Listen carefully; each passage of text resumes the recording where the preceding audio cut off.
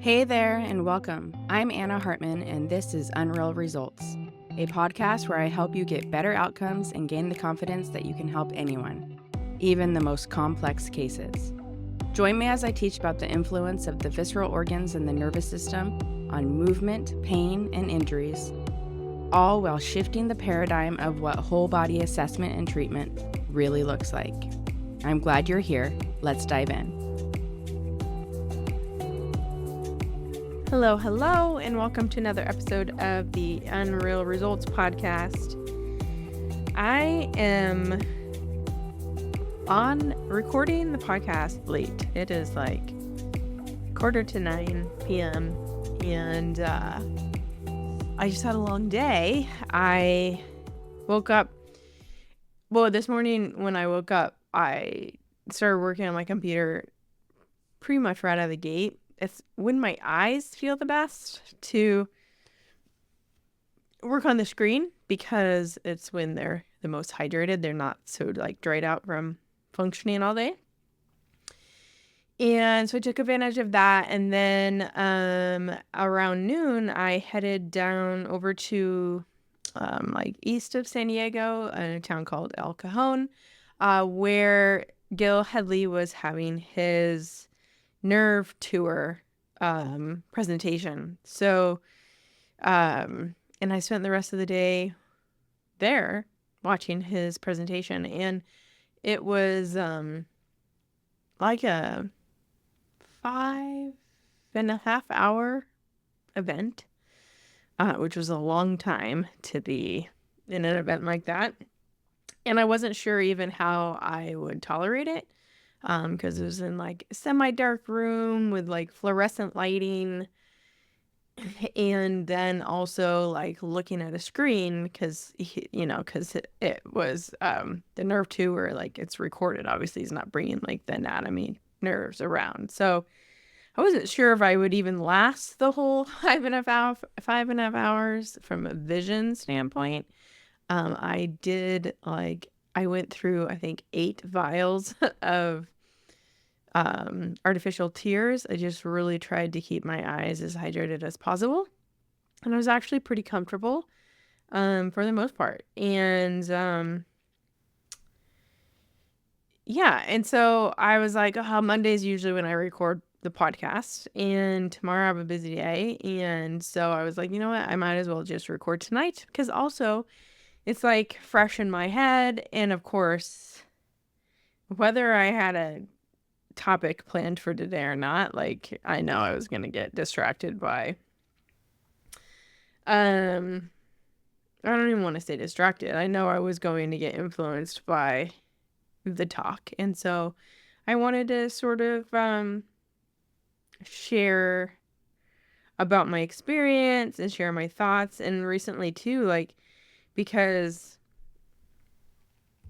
I mean, if you've been listening to the podcast, or if you've done any of my online courses or in-person courses, or really just been with me for a while on Instagram, have seen me teach, I am a big anatomy person. I love anatomy. I love learning anatomy.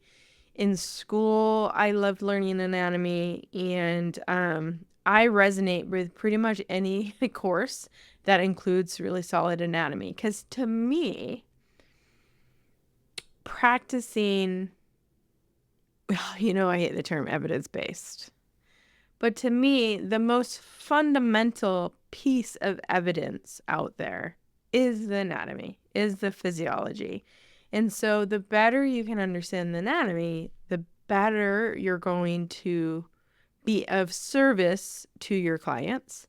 The better you are going to be with your hands, the better you're going to be with your eyes and instructing movement, because you just have a better awareness. And I've talked about this on episodes before, but knowing the anatomy and learning the anatomy shouldn't just stop at the practitioner. It is the practitioner's job to educate the client, educate the patient, the athlete, whoever you work with, about their anatomy. To understand your anatomy is to understand yourself. And fundamentally, when we are learning that the person, the body, is the wisest thing in the room, the better we can understand our parts and how we're all interconnected, how not we're all, but we are interconnected, how everything is interconnected in our body, the more informed we are and the better outcomes we will have. The better we will be able to communicate what we're feeling to a practitioner, to a doctor, and the better we will be at picking an intervention. And so I am a huge proponent of everyone learning the anatomy, not just the practitioner. So, going to Gil's course, was, of course, partly because I wanted to see all the parts of the nervous system. He was marketing it. It was being marketed by the Burrell Institute as like, oh, you can't miss this sort of thing, which I appreciate. I learned at the new nerve tour today. The Burrell Institute was a Burrell and Upledger Institute was a partner, like a platinum partner, like that helped support financially the Nerve Project, or the tour of the Nerve Project, as well as in the future. Gil and the Burrell Institute are collaborating, and Gil is providing videos, pictures of anatomy to support the core classes from the Burrell Institute, like the visceral manipulation courses and the neural manipulation courses, which I think is fabulous. Really fabulous, because what I've learned over the years of attending continuing education courses, including the Burrell courses, and teaching continuing education courses, is that overarchingly, the lack of anatomy knowledge among providers in all professions is very prevalent. And I'm not sure of this, why this is. I'm not sure if it's because there's a lack of emphasis on it in school nowadays. Not everyone has access to a cadaver lab, more than likely.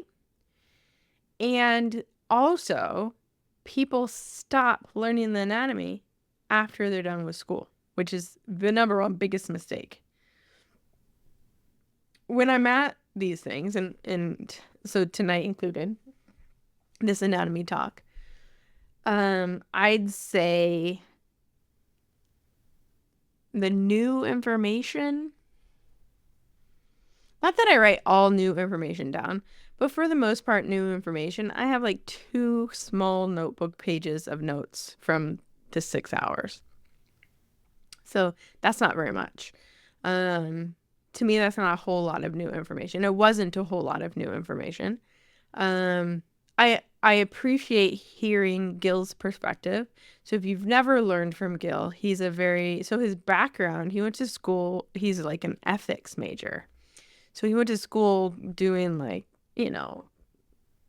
more liberal arts, like philosophy, writing, like studying ethics, and like just not science background. But he's worked in an anatomy lab now for like 30 years.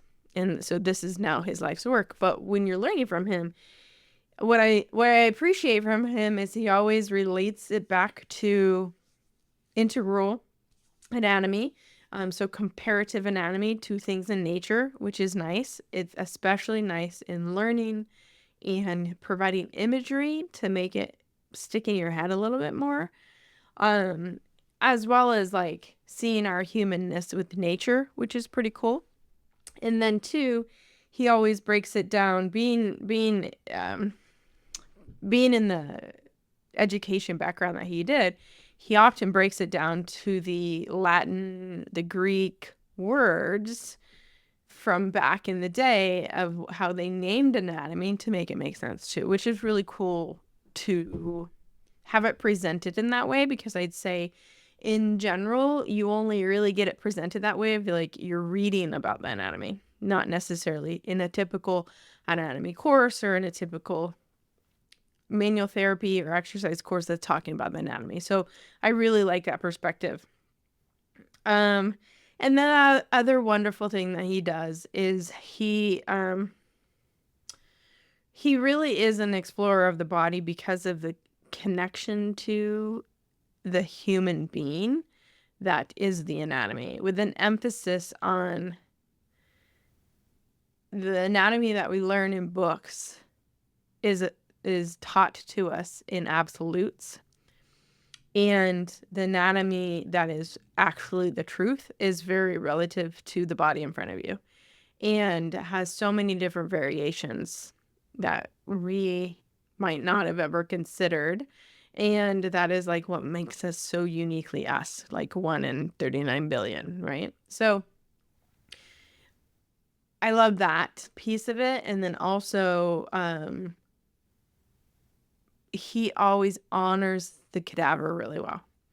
And not like honoring the cadaver as like the cadaver, but honoring the person who donated their body to science, and tells the story of the person as he's telling the story of their anatomy, which is very touching, and gives you a lot of gratitude for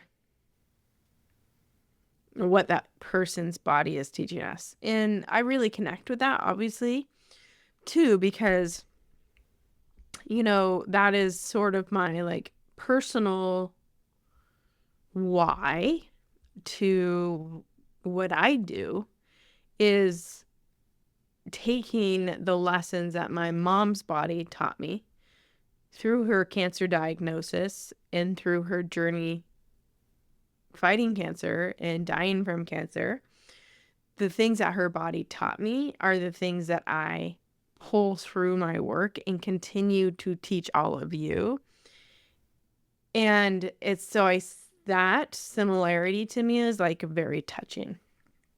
I'd say my favorite part of this nerve tour actually was the stories of the people, and honoring them and learning about them and getting to know their family was very special.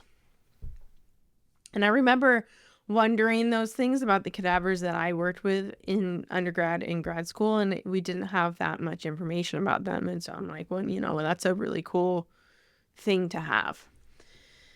So, so yeah, any learning of anatomy with Gil is very unique, very unique. And, I've known of him for a long time. I don't know him, but I've known of him for a long time. And I was first introduced to him like very early in my career, from my friend and colleague, Jeremy Hassler. When we were exploring some of the Jean-Claude Gimberteau, strolling under the skin videos, it was around the time where Gil, maybe it was like right before the time when Gil came out with this whole series called The Fuzz, and it was all about the fascia. And that was at the beginnings of me like diving down the fascial rabbit hole. So I've been exposed to his work here and there for pretty much my whole career. And then I've seen him speak quite a bit at the fascial research congresses. And then also the Pilates world for a while was very intertwined with him too, partly because of this like fascial piece, and then partly because of the people who were connected to him in the Pilates world. So anyways, been learning from a long time. And it, like I said, is very different. So some people, one of my colleagues asked me today, she messaged me, she's like, how was it? Was it amazing? I'm like, well, it was really good. There was amazing parts to it. I was like, but then there were some parts that were like, eh. And so, but that's also very specific to me. And that's the whole point of this conversation, is these kind of events make me very grateful for my background in anatomy and for my continued drive to learn the anatomy, which is hammered even more through the classes I take, and then also how I teach. And I will say, full disclaimer, I could teach the anatomy probably even better, but it would make a lot of courses that I put out there even longer. So I sort of push the onus back onto the practitioner to like spend the time diving into the anatomy, which I do as well on a like literal daily basis. And I say this on a lot of the podcast episodes. There is not a day that goes by that I am not looking up the anatomy and physiology of something. Like every day. And that adds to my like knowledge. That adds to my knowledge so much that when I go to a 6-hour lecture on the nerves, not a whole lot of it was new information, which is so amazing. And I feel very lucky to have had those experiences with cadavers through school and then after school. And so I just wanted to reiterate on this episode how important it is to revisit the anatomy on a daily basis, and also to take courses that immerse yourself in anatomy. And whether that is signing up for like guild stuff and doing it online, or finding an actual in-person anatomy lab to go to, like, do it. It's worth it, especially if you've never been in an anatomy lab at all. In undergrad, I had a great anatomy teacher. We spent a lot of time in the lab, and then I was a lab assistant for many years of undergrad. Then when I got to grad school, same thing. I had a phenomenal anatomy teacher, one of the best anatomy teachers there is. Shout out Sue Hillman.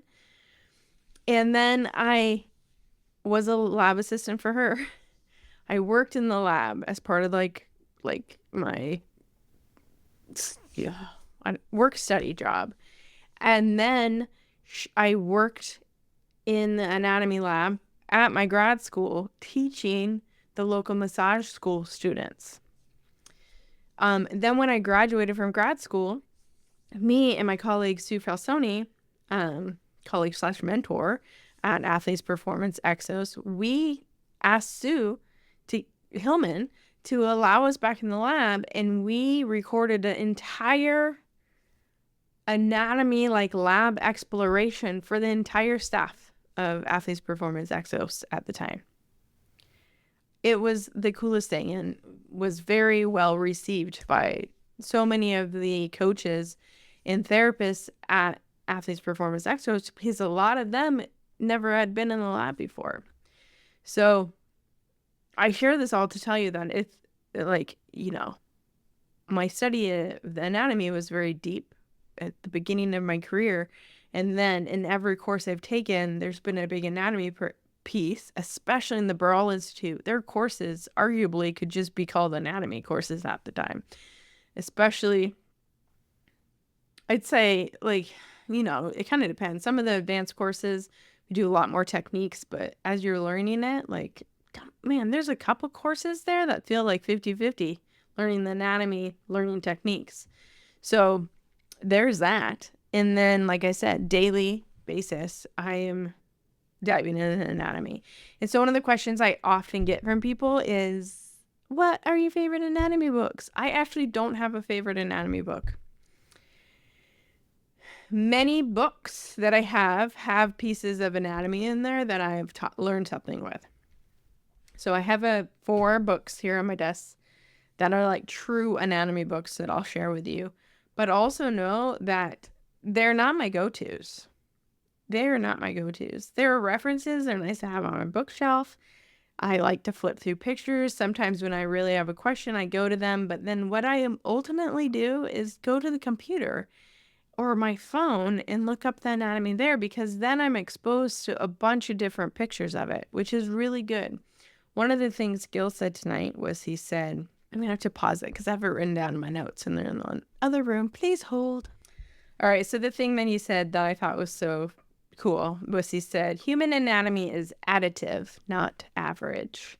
And what we see in anatomy books, anatomy pictures, images, illustrations, especially illustrations, is a very average approach to human anatomy, meaning you're taking like variations of what the anatomy is in the cadavers and you're trying to represent all of those by making an average of them. And that's just not how humans are. We're very unique.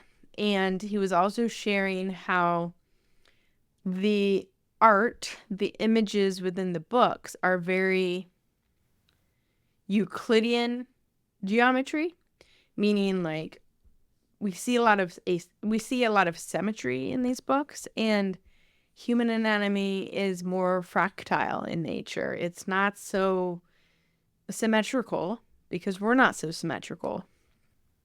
It is where it needs to be for various different purposes. And so you don't get to appreciate that in a lot of the books unless they're images of cadavers. But even then, they tend to pick the images of the cadavers that fit the average. And so that's a little bit of the value of spending time in the lab, so you can kind of see like all the different variations of things. So that was really cool. I really enjoyed that. And this is also too why I lean into the internet so much, is because I feel like even though I know the images are often these averages and often these like more perfect symmetrical things, I can get a better idea of variation from a bunch of different pictures versus just relying on one book. So this is why I always encourage you to, if you have a piece of anatomy you want to look at, like even if you have a book for it, read it in the book, read it in multiple books that you might have, and then go and Google the image and then look through like the first 50 images that come up and like see how different they are. And then if any of those anatomy images are associated with a good anatomy website or with even better, a journal article about the anatomy, like read the anatomy. Some of the best anatomy knowledge I've gained has actually been written, not a picture of it. I can create a picture in my mind based on what is written is the anatomy it relates to, right? The bony landmarks it relates to, the muscles it relates to, the fascial containers it relates to. But I learn a lot more actually sometimes from the written things than I do from the pictures. So don't be afraid to read about anatomy. In fact, today, one of the things that came up is he was talking about how he was looking for this evidence of the vagus nerve innervating the diaphragm. And I'm like, how was that even a question? Like, yeah, I've read that. But also, it's not about being right, number one. It's not me being like, I read that, so it's right. But again, going back to, it depends on the cadaver. It depends on the anatomist interpretation. And, what resource you're using. Some resources says no, some resources do. I happened to read a resource like years ago that said it did. And so I have last week's episode was on the diaphragm, and before I filmed the episode, I was looking through some of my old videos, and I filmed the video in like almost 10 years ago that I was like, oh, the diaphragm's innervated by the vagus nerve and the phrenic nerve, as well as all these sensory nerves. And so it's just, again, like even Gil was saying this as he dissects, sometimes those prior bias of knowledge influences his dissection, and when he doesn't know to look for it, sometimes he doesn't see it. And so you have to always appreciate that all of this knowledge that we're being brought to us is sometimes like has that bias lens of view in front of it. Which too, so when we looked at the diaphragm, when we looked around and we looked at the nerves with the diaphragm, he showed us the phrenic nerve, he showed us the vagus nerve. He didn't show us the spinal nerves that innervated it. And there's a lot of them that too, right? And part of it is like, again, we only had 6 hours and he was trying to show us the whole nervous system. But it just goes to show you that it wasn't mentioned. He didn't show it. I wonder if he even dissected it. I wonder if he considered it. I don't know. It doesn't mean it doesn't exist. And this is the cool thing too about the years of work that I've been learning through the Barral Institute is the ability to trust my hands and what I'm feeling. Often I feel the anatomy first, and then I'm like, man, that really feels like this or that kind of structure. And then I go to the images to be like, what could this be? Knowing that everyone's anatomy has a little bit different variations to it. And so, and also like trusting my hand and trusting the qualities that I feel in my hand, is even emphasized even more. A lot of the takeaways, a lot of the things that I did find really interesting in his talk actually were at the very beginning, like literally the first hour and a half of the talk, about the brain and some of the cranial nerves. I really liked that. And I will say that, like, of all the anatomy that was presented, that's probably like my weakest area in like spending time dissecting, spending time really looking at and seeing the connections. And I think even if I had seen it back then, I have just newly within the last 5 to 10 years really appreciated it because I can feel it now from a manual therapy standpoint, and I teach about it a lot more. And so I'm always like looking at these connections, the head and neck. And so I think that really helped emphasize some things for me there. But there's a couple other quotes that I wanted to share with you that I wrote down. This one was, he was talking about the peripheral nerves, specifically like the cutaneous nerves and some of the long peripheral nerves in the limbs. And one of the things he said was, he continued to reiterate that sometimes when we see pictures of the nerves or we see the nerves in a cadaver, they've been so dissected down that they just look like, like spaghetti noodles laying there. And that's just not how they are in real life. They're very invested within the tissues that they're moving through and within. And so that's what he says. So the nerves are only in relationship to other tissues.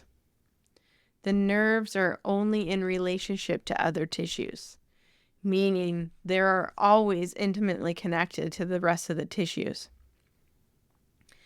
And then the question is then, what is the quality of that relationship? And this is what we, from a manual therapy standpoint and from a pathology standpoint, especially in the limbs, but really everywhere in the trunk and the head, this is what we're always sort of treating or investigating, is this quality of the relationship of the nerves to the tissue.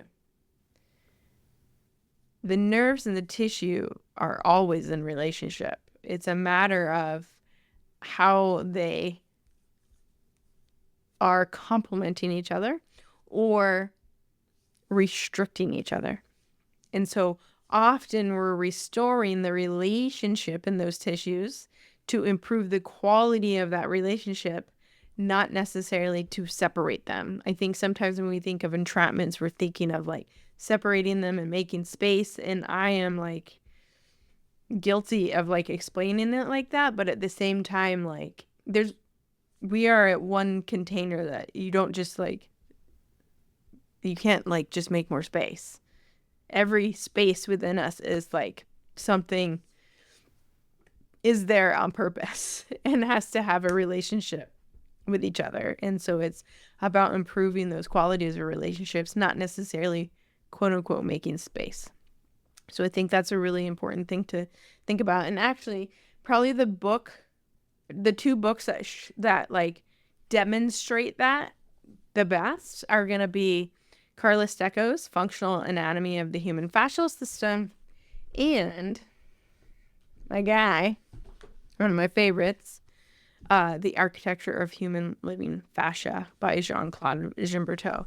Those are two books that's going to definitely show you nerve to tissue relationships more than anything. Whereas, these other books, like your classics, the Netter Atlas of Neuroscience, and then just the regular old netter, this is going to give us more of those absolutes that are just not true. And then especially, even though the netter is such a great classic anatomy book, it's illustrations most of the time. I think, all right, are some of these? Yeah, they're all illustrations, I believe. And illustrations can be helpful, but they are definitely not the truth. I had this anatomy book in college. Not this one, a different one. And it was great because it showed us an illustration, but then it showed us a cadaver picture too. And I don't know what ever happened to that book. Yeah,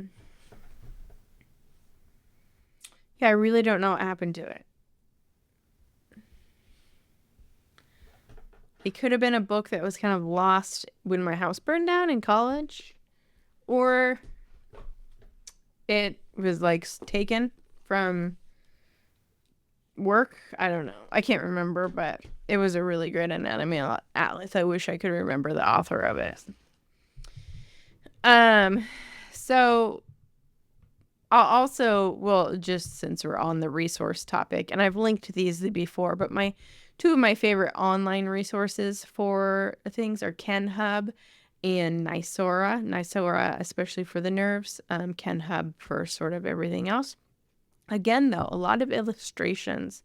The wonderful thing about a Google search of anatomy images is you do get quite a bit of cadaver pictures, which I appreciate. And then resources like Gil is going to be great for that kind of thing too. Yeah, so many online resources, which is really great. So the other thing I wanted to share, two things. One of my favorite quotes from Jean-Pierre that really emphasizes this constant study of anatomy too, and like why it's so important in becoming the best practitioner you can. He says, if you don't open the book of anatomy, it's like you have no finger. If you don't open the book of anatomy, it's like you have no finger. How can you expect to feel what you need to feel in someone's body if you don't know what's there? How can you expect to feel what's there or the qualities of what's potentially there if you don't understand the anatomy and the different qualities of the anatomy of the body? This is when the cadaver lab is like such a good resource, because like you can feel the qualities a little bit better, or you can imagine what the qualities would have felt like in living tissue. This is also like if you can get in surgeries with doctors or see surgeries online, seeing it in vivo in a live patient gives you such an appreciation for the qualities that you should be feeling in your hands. So in the last quote I'll give to you is another one from Gil. There was a third one he didn't say tonight, but he said on a call that I listened to him, and I made a post out of it. Maybe I can find it, but what he said tonight, which was really wonderful. He said, hold your good practices dearly, and the stories you tell them, or the stories you tell about them, very lightly. He was just emphasizing is how we learn more and more about the anatomy. And as you learn more about the anatomy, the ways you might have described what you're doing and how it works in the body might become not true.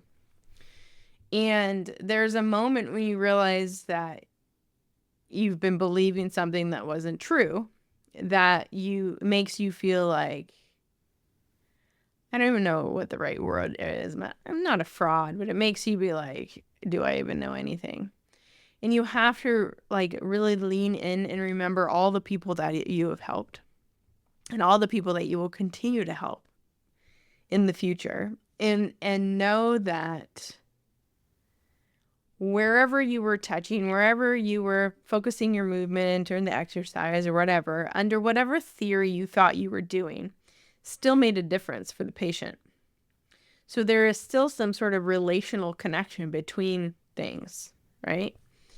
And to keep doing that, but be flexible with and be wary of the stories you're telling your patients about their anatomy and about the anatomy of their body and how it relates to manual therapy. Because oftentimes we're telling them things that are not true. And I've talked about this on podcasts before. When we tell things to people, especially in the roles of the healthcare expert, like a lot of our professions are seen as, the patient holds on to that story.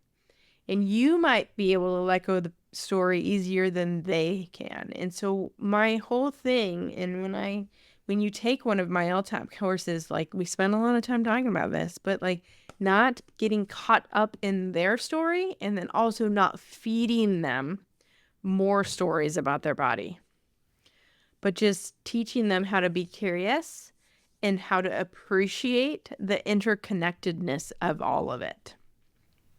So anyways, kind of more of a general opinion, maybe podcast episode today, but I talk about it a lot. I talk about anatomy a lot in everything, the podcasts, the socials, the courses. And I just realized that it needs its own podcast. Like it needs its own podcast of emphasizing the importance of taking the time in your day to learn the anatomy. And I challenge you too, if you're like, Anna, I don't know where to start. I challenge you, one patient a day.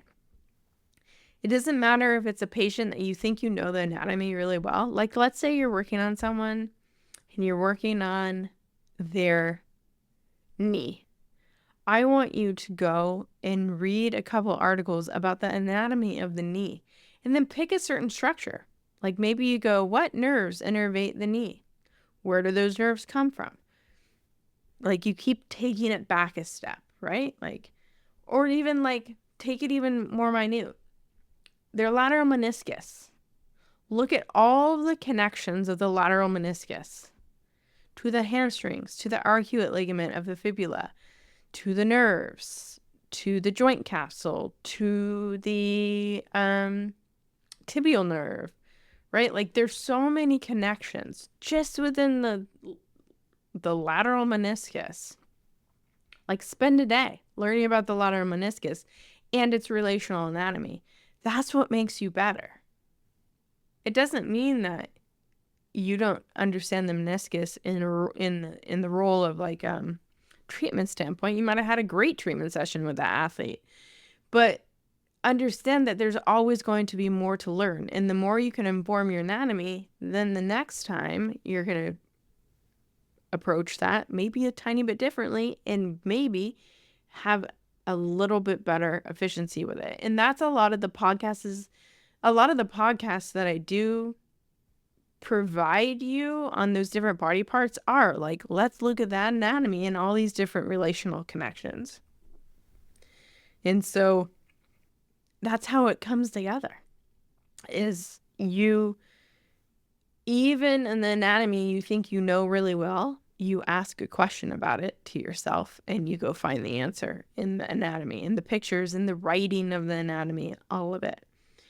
And maybe it's a review. Like today, I knew that I would probably go to his thing today and a lot of it would be review for me, but there was some little pieces that weren't. And so today, the 6 hours I spent listening was not a loss. Like it was like, okay, I got a few gems from that and like a few little things that I'm going to be like writing down, like specifically for me. I'm going to like look into a little bit more about the trochlear nerve. It interdigitates at the projections around the tentorium. That's really fascinating to me because now I'm going to be looking at trochlear nerve function as a motor output for when I'm treating tentorium. But I also want to read more about that connection to inform my hands and to form my brain of like, how could this be connected? How would a patient present when that is an issue, right? So, the practice of always asking questions, even about the stuff you feel like you already know, is what makes you better. And also what makes you independently study. I think there's really a lot of value to exploring some of these questions on your own and not having to take a course for it, right? Like going to the literature, going to the books, like trying to figure it out for your own. Then when you finally go to a course, you're like, oh yeah, look at that. I found that on my own. And now somebody else is affirming it for me. And to me, like, I love that feeling. Like, love that feeling. Maybe that's not how you work, but I encourage you to try it a little bit and just see what it brings to your practice. I don't have the bandwidth to look for that third quote from Gail, especially since it wasn't tonight. I've shared it at one point. If I can find it and link it in the show notes, I will. But also, you're fine without it. You get the point. I like quotes about anatomy. About why the anatomy is important, why studying the anatomy is important, why it needs to be an integral part of what you do. So, thank you for listening to me ramble on for 40 minutes. I did not intend on this going for that long. I look forward to continue to share some of the aha moments from today's nerve project or nerve tour to you in future episodes. But you know me, I like to dive in more, learn a little bit more, and then see how I can integrate it into my work, assimilate it into my work, and provide something a little bit more tangible and practical versus like, here was my aha things. So with that said, we'll see you next week for another episode. Have a great week.